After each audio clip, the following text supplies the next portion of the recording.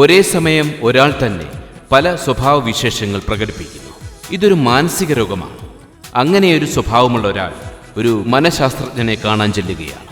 മാനസികമായിട്ട് പ്രശ്നമുള്ള പല ആളുകളും എന്നെ സ്ഥിരമായിട്ട് വന്ന് സന്ദർശിക്കാറുണ്ട്. കാരണം അവരുടെ രോഗം മാറ്റുന്നത് മെഡിസിൻ കൊണ്ടല്ല. കാരണം അവരുടെ പ്രശ്നങ്ങൾ മനസ്സിലാക്കിയ ശേഷം സ്നേഹത്തിലൂടെ അവർക്ക് നമുക്ക് മരുന്ന് നൽകാൻ കഴിയും. കാരണം അതാണ് അവർക്കുള്ള മെഡിസിൻ. അപ്പോൾ അത്തരത്തിൽ മാനസിക പ്രശ്നമുള്ള ഒരുപാട് പേര് ഇവിടെ വന്നിട്ടുണ്ട്. ഒരാൾ ഞാൻ പരിചയപ്പെടും. അപ്പോൾ നിങ്ങൾക്ക് അദ്ദേഹത്തിൻ്റെ സ്വഭാവം കാണുമ്പോൾ മനസ്സിലാക്കാൻ കഴിയും എന്താണ് നല്ല പ്രശ്നമെന്ന്.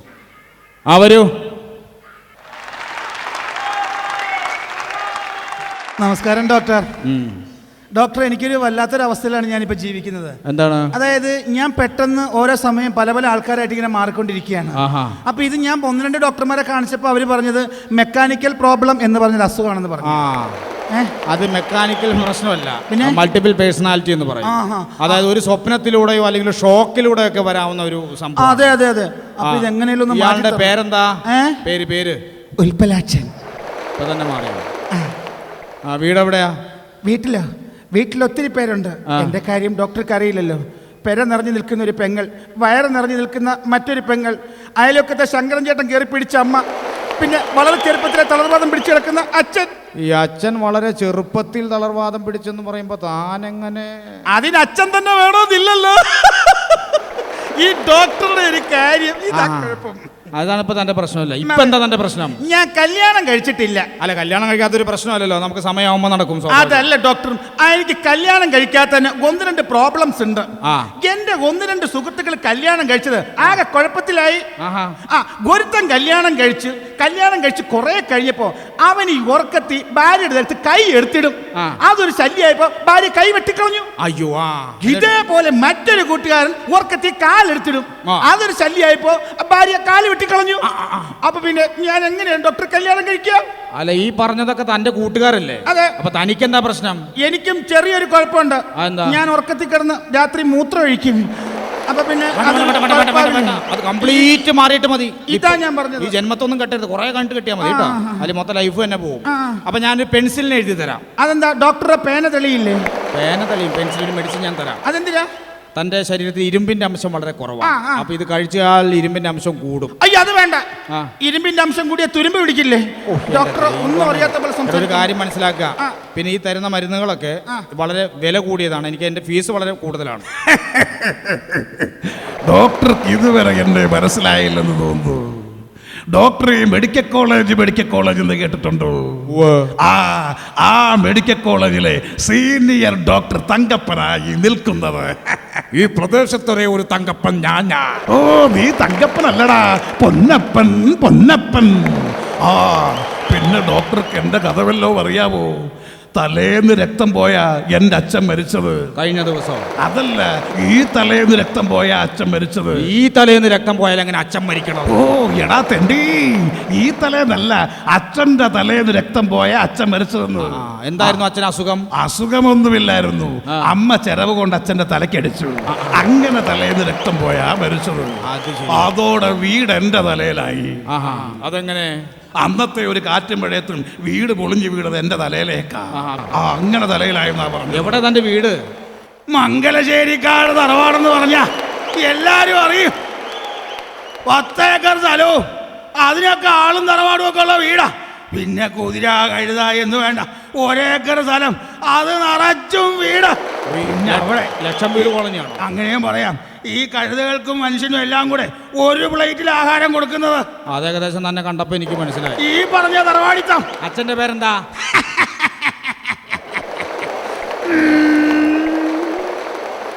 തൻ്റെ അച്ഛൻ്റെ പേരെന്താന്ന് തനിക്കറിയാൻ പാടില്ലെങ്കിൽ താൻ എന്നോട് ചോദിക്ക് തൻ്റെ അച്ഛൻ്റെ പേരെന്താന്ന്.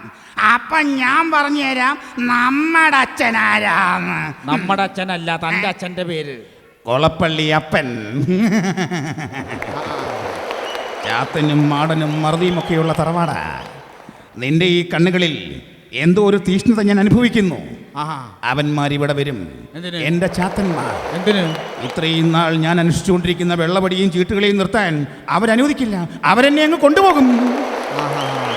പഠിച്ചു? ഈ പച്ചൻ പള്ളിക്കൂടത്തിൽ പോയിട്ടില്ല.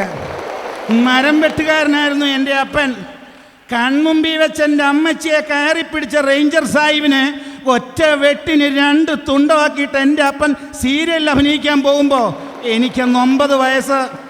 ആ സീരിയൽ പൂർത്തിയാക്കി എൻ്റെ അപ്പൻ മടങ്ങി വരുമ്പോൾ എൻ്റെ 59ാമത്തെ പിറന്നാളാ.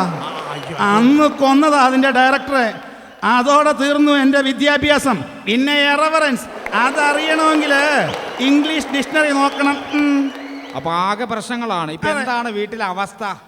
സത്യത്തിൽ ഇല്ലത്തിൻ്റെ കാര്യം വളരെ കഷ്ടത്തിലാണ്.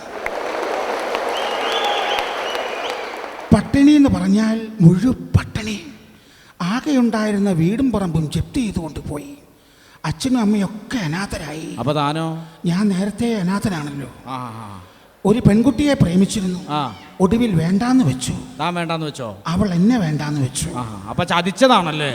ചതിയൻ ചന്തുവിൻ്റെ കൊടുംചതികളെ കുറിച്ച് നിങ്ങൾക്ക് എന്തറിയാം ഡോക്ടർ? ജീവിതത്തിൽ ചന്തുവിനെ ചതിച്ചിട്ടുണ്ട് പലരും പലവട്ടം.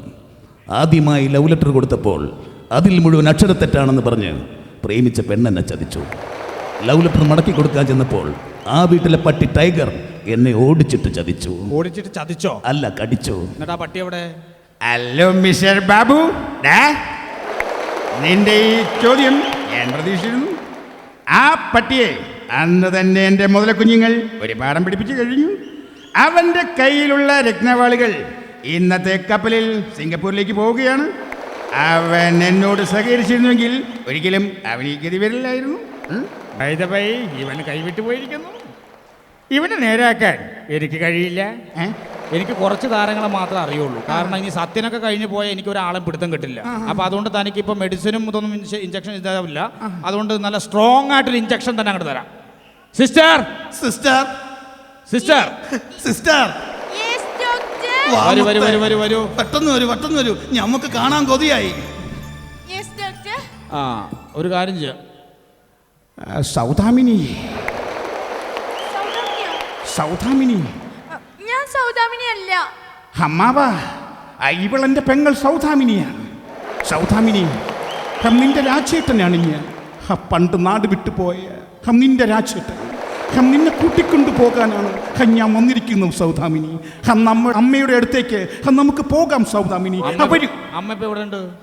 അമ്മ നേരത്തെ മരിച്ചുപോയി ഡോക്ടർ. വരൂ സൗദാമിനി. താൻ ഉദ്ദേശിച്ച സൗദാമിനി എന്നുള്ളത് ഇവിടുത്തെ സിസ്റ്റർ വിലാസിനിയാണ്. വിലാസിനിയോ? നീ എന്ന് വളർന്നുപോയല്ലോടി. നിന്റെ അമ്മയെ ഞാൻ അറിയും. വിലാസിനി, ഞാനൊരു വികാര ജീവിയാണ്. നീ എന്നോട് സഹകരിച്ചാൽ ഈ കോമക്കുറിപ്പ് നിനക്ക് എന്തും സാധിച്ചു തരും. എതിർക്കാനാണ് ശ്രമമെങ്കിൽ ബലാത്സംഗം ചെയ്ത് നശിപ്പിച്ചു കളയും. ആ കാണുന്നതാണ് പുത്തൂരം തറവാട്. വരൂ, നമുക്ക് അങ്ങോട്ട് പോകാം. വാടി ഇവിടെ.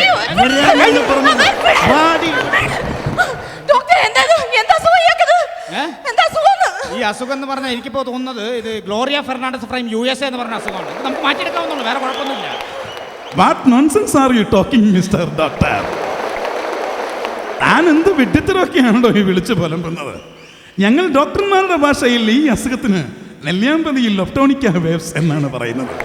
1,000,000 1 2 പേർക്ക് വരാവുന്ന ഒരു അസുഖം.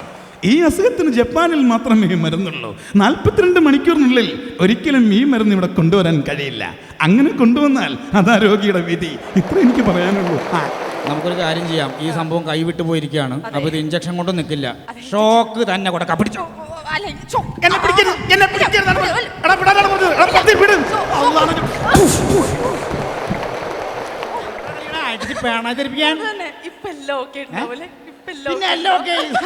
അവന് കിട്ടേണ്ടത് കിട്ടിയ മാറി എന്റെ അമ്മ വരുന്നു വേറെ സാധനം.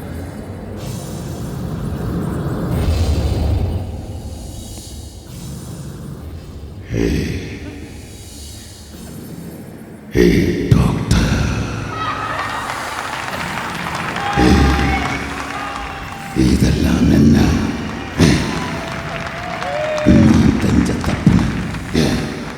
ഉൾപ്പലാക്ഷനെ അടിച്ചിട്ട് ഡോക്ടർ, എനിക്ക് എന്താ ഡോക്ടർ? എനിക്കൊന്നും അറിയാൻ പറ്റില്ല.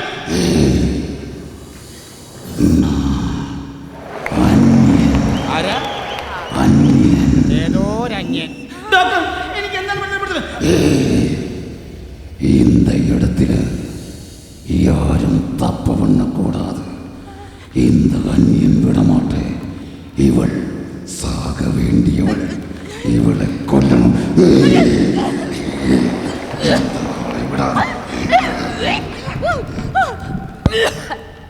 അയ്യോ, എന്നെ കൊലയ്ക്ക് കൊടുക്കാനാണല്ലേ ഇവിടെ ജോലിയിൽ ചേർത്തത്. ഒരു നിമിഷം പോലും ഞാൻ ഇവിടെ നിൽക്കില്ല. ഞാൻ പറയട്ടെ, ഇല്ല, ഞാൻ ഒരു നിമിഷം പോലും നിൽക്കില്ല. എനിക്ക് വയ്യ. ഞാൻ ഇത്രയും പ്രതീക്ഷിച്ചില്ല ഇവന് ഇങ്ങനെ പിശാചാണെന്ന് എനിക്കറിയോ. വേണ്ട, ഞാൻ ഇതിൽ കൂടുതൽ പ്രതീക്ഷിക്കുന്നു. ഞാൻ പോവാ. വിലാസിനെ പോകും. വിലാസിന് കാര്യം മനസ്സിലാക്കാൻ ഇവിടെ 2 സിസ്റ്റർമാരേ ഉള്ളൂ. നിങ്ങളൊക്കെ പോയി കഴിഞ്ഞാൽ ഇത് കുടുംബം തറവാടാകും. ഇല്ല, ഞാൻ പോകും. നിങ്ങൾ ഇങ്ങനെയുള്ള രോഗികൾ പലവരും വരും. നമ്മൾ അത് ട്രീറ്റ് ചെയ്ത് മാറ്റണം. ഞാൻ പോകും. വിലാസിന് പോകരുത്. ഇല്ല, ഞാൻ പോകും. പോകരുത്. അതെന്താ ഞാൻ പോയാല്? அப்போ நீ என்னை இங்கே இருந்து எங்கும் போக விட மாட்டேன். அயோக்கிய நாயே, இன்னைக்கு துர்காஷ்டமி. உன்னை நான் கொன்னு உன் ரத்தத்தை குடிச்சு அங்கார நடனம் ஆடுவேன்.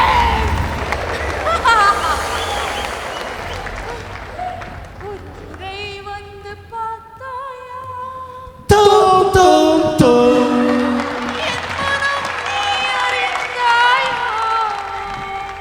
ഈനാമ്പേച്ചിക്ക് മരപ്പെട്ടി കൂട്ട്. നല്ല കോമ്പിനേഷൻ. എവിടെയെങ്കിലും പോയി ജീവിക്കും.